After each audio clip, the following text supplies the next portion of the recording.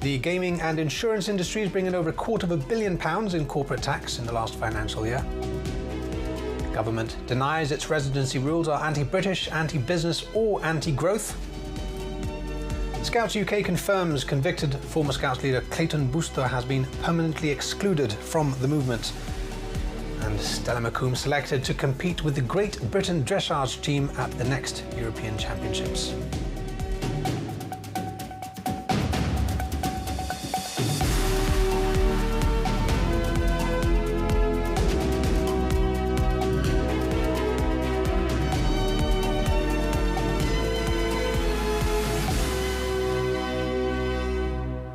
Good evening. Thanks for joining us. The government has confirmed it has not signed a contract with any external artificial intelligence provider, although an AI project involving the Central Arrears Unit and Tax Office is in development. The Minister for Justice, Trade and Industry, Nigel Feetham, was answering questions from the opposition in Parliament.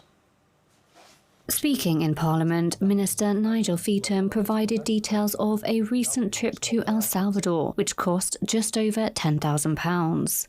Mr Feetham said the visit included meetings with regulators, government officials and industry representatives as Gibraltar seeks to strengthen its position as a jurisdiction for innovation, financial services and digital assets. He said the trip has already generated new business interest, including applications in the prediction markets, gaming and financial services sectors. In answers to questions from the GST opposition, Mr Feetham also provided an update on the authorisation regime. This refers to permanent legal framework that allows Gibraltar-based financial services firms to access the UK market, something he said the UK has reaffirmed its commitment to.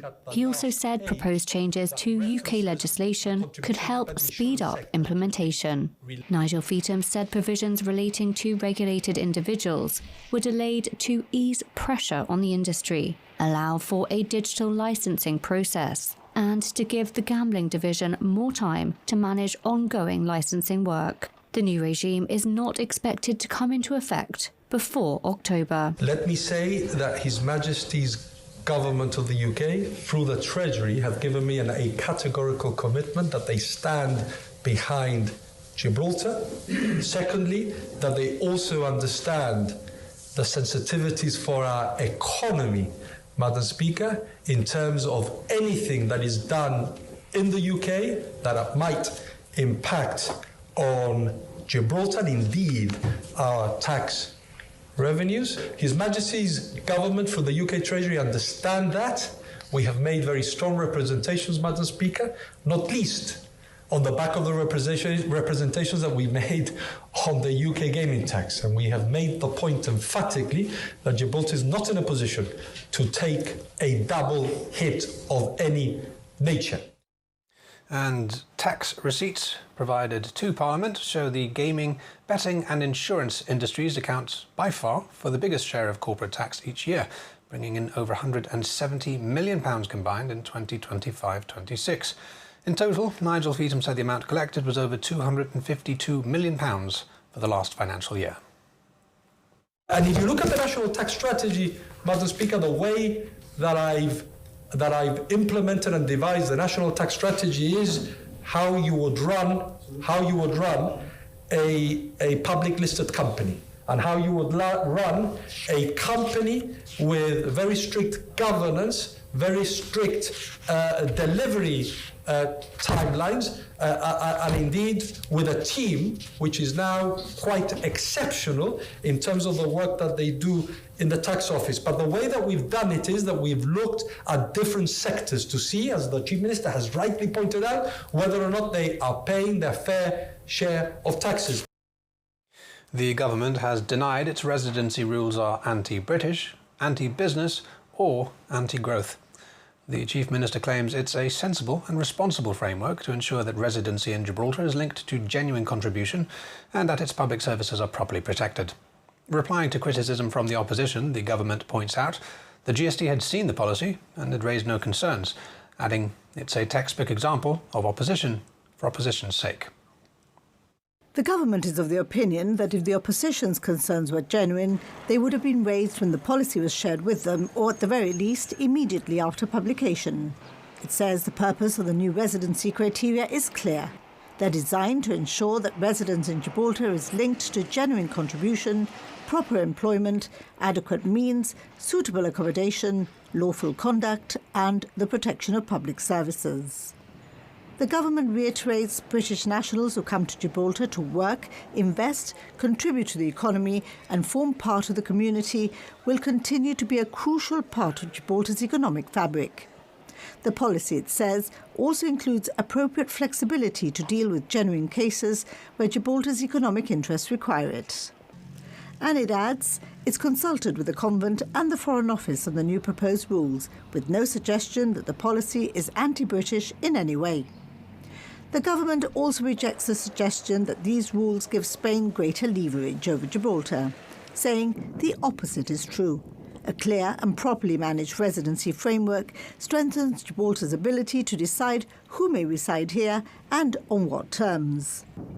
The Chief Minister says it's difficult to take seriously the suggestion that the opposition suddenly regards the changes as a major risk to Gibraltar.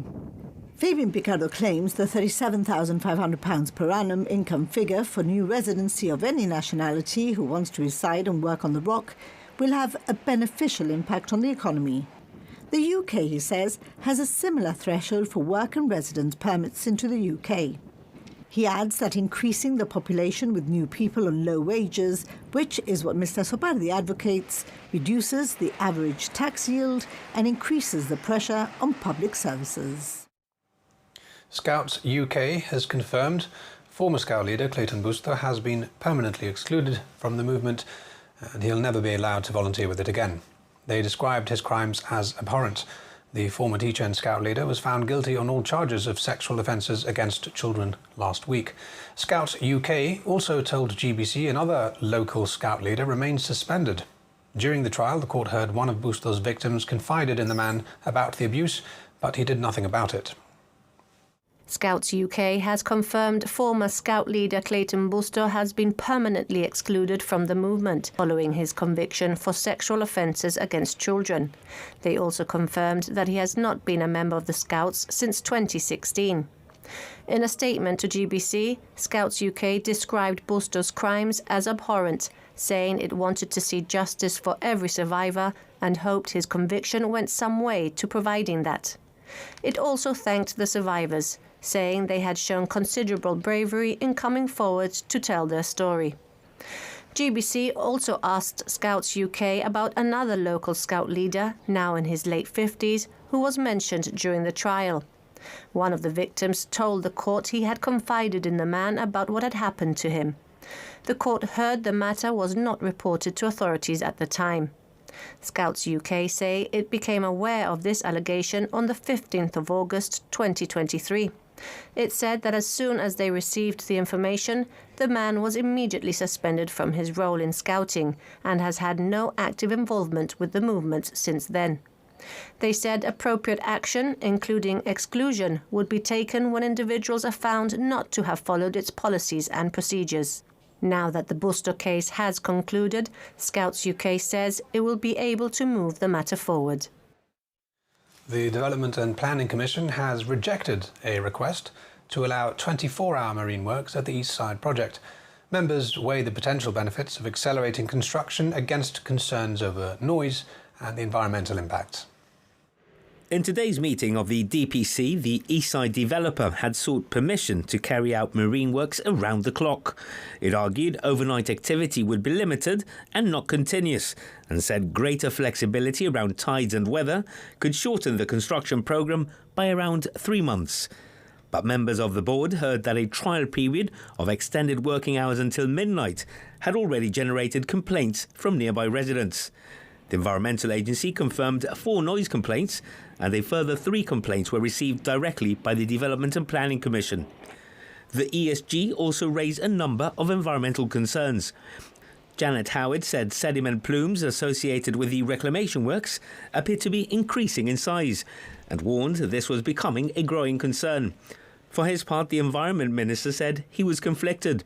John Cortes acknowledged the benefits of completing the project sooner, but also expressed concern about the impact on residents and the surrounding environment. He said any approval would require strict conditions, including continuous environmental monitoring. But when the matter went to a vote, the application for 24-hour working was rejected by 6 votes to 4. The DPC, however, did approve a separate proposal, allowing works to continue until midnight under the current conditions. You're watching GBC News. Coming up after the break, 2 St John ambulance volunteers invested into the order. The Christian Hook raises $1 million for a children's charity, and 14-year-old Gibraltarian Stella McComb is riding high. Back in just a few minutes. Stay with us.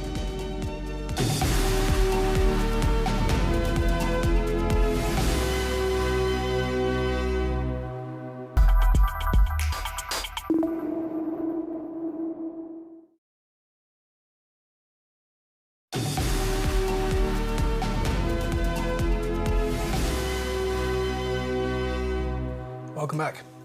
2 St John ambulance volunteers who have spent countless hours training, teaching first aid and standing ready to respond to emergencies have been invested into the Order of St John. A number of cadets also received awards and certificates at the events which recognise the volunteers' commitment, compassion and community care. Jared Baglietto and Seri Andressa were formally admitted during a ceremony at the King's Chapel. Katie Docker asked them about the challenges of the work they do for the service. So obviously the most challenging is sometimes that we can see things that we're not used to and stuff like that whilst we're out on events. But it's also quite rewarding because at the same time we're helping others. And to be honest, for me, it made me want to be a paramedic. So I went to study in the UK. And that's all because of St John's, and I'm actually quite grateful for them. So what message would you give to anyone watching about volunteering and about supporting the community? Please consider it. I understand it could be a little bit scary sometimes, especially if you feel that you can feel a bit squeamish with blood or injuries. Understand. It's not always just about first aid. We're always happy to have people come. We're a very welcoming bunch, and we hope to see plenty more in the future because we always are in need of volunteers. The more that we have in the community, the better we can be as a service to the whole community. Anyone can volunteer. You do not have to be medically minded or want to even pursue a medical career. And we saw some quite young cadets here today. So what age range do you find that there is here? So cadets start from age 10 to about 17. We also used to have a badger section, which they were younger than 10. Obviously, we haven't been able to fulfill it for a couple of years, but we're thinking of bringing it back because obviously for us, it's like the badgers and the cadets are the ones that always stay, and they are the ones that lasted the longest. I started when I was 4. So you have good memories of being a badger? Yeah, I do have very good memories all throughout and stuff like that. And as I said, it pushed me to do what I love. Christian Hook's K-Knight on a White Horse has raised $1 million for Cordwell children during an auction over in London. The charity supports children and young people with disabilities, with the funds raised from the painting specifically earmarked for the purchase of wheelchairs for children with serious mobility issues. The painting was created specifically for the auction, as Christian told our reporter Claire Hernandez. So I wanted to have something where the painting, the buyer and the children really were part of something, part of the idea. It's got a black head where the knight is falling on the head of the horse, and you have also stars falling on the horse, which are orange, and an orange moon, which is in spirituality is the color of transformation, the color of hope. Also, it's got some of the star signs because we're on the year of the horse, and that the year of the horse is supposed to be a very positive one and time for some real change. The actual fairy tale in some way come true because the horse actually does save all the children. I'll take it off because I know we're selling him in pounds, but I'm being $1 million.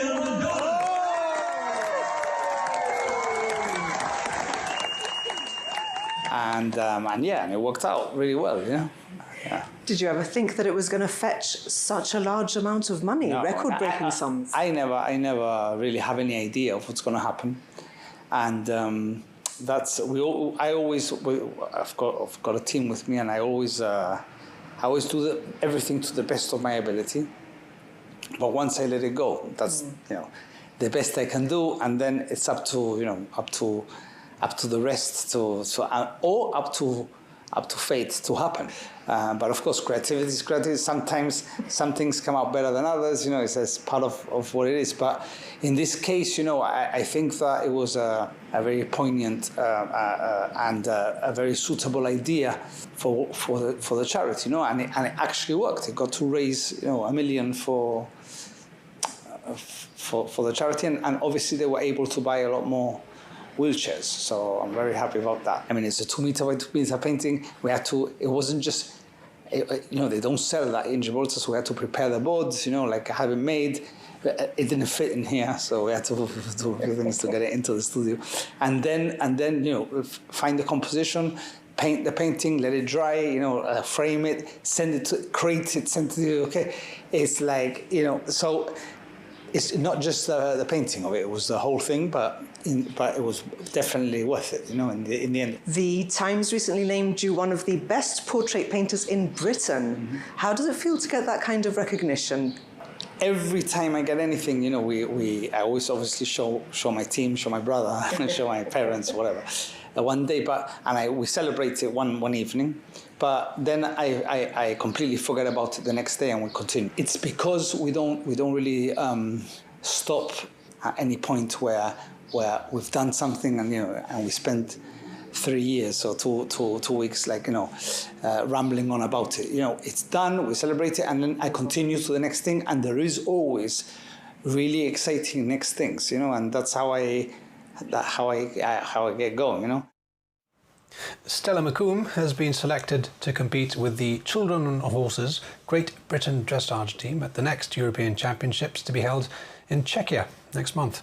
The 14-year-old local has been topping the leaderboard for Team GB at a number of internationals in Spain and Portugal. Her selection has been confirmed on the Team GB website. Stella was informed verbally a few weeks ago, but had to keep the great news to herself until it was made official. Registration is now open for the 2027 Relay for Life. The biannual event will be held on Saturday the 5th of June next year. 12 teams have already registered for the event. The date is set, Saturday the 5th of June 2027. Gibraltar will once again be walking for charity. Last year saw an impressive £141,217 raised for Cancer Research UK.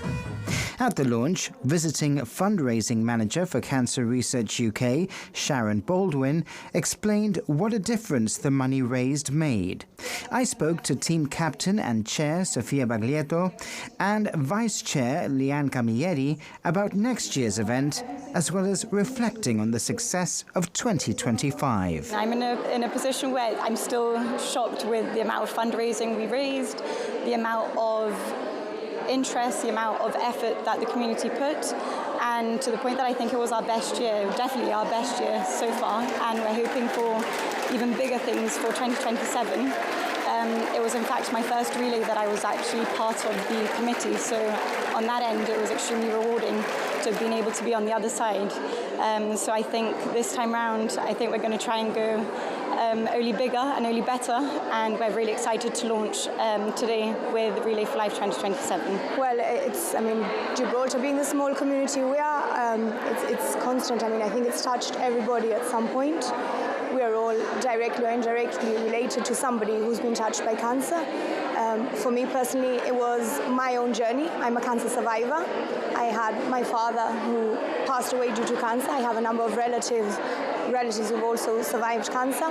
You see it constantly, last year there was a lot of young people who passed away to cancer, so we did see an increase, and that makes a huge difference in the community. You see the community come together and support the cause because everybody wants to find a cure for cancer, and what better way than actually giving back to cancer research and in hope of obviously finding a cure for cancer. Registration is now open, and you can register your team by visiting the Cancer Research UK website Relay for Life page.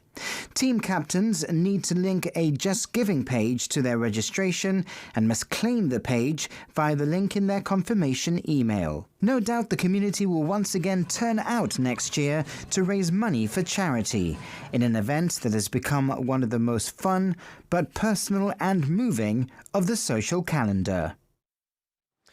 Things got a little busy around the airport earlier today. Traffic was disrupted for about an hour this morning after police responded to reports of an unattended bag near the air terminal. Pedestrian and vehicular access across the frontier was also temporarily restricted in both directions, and a controlled explosion was ultimately carried out as a precaution.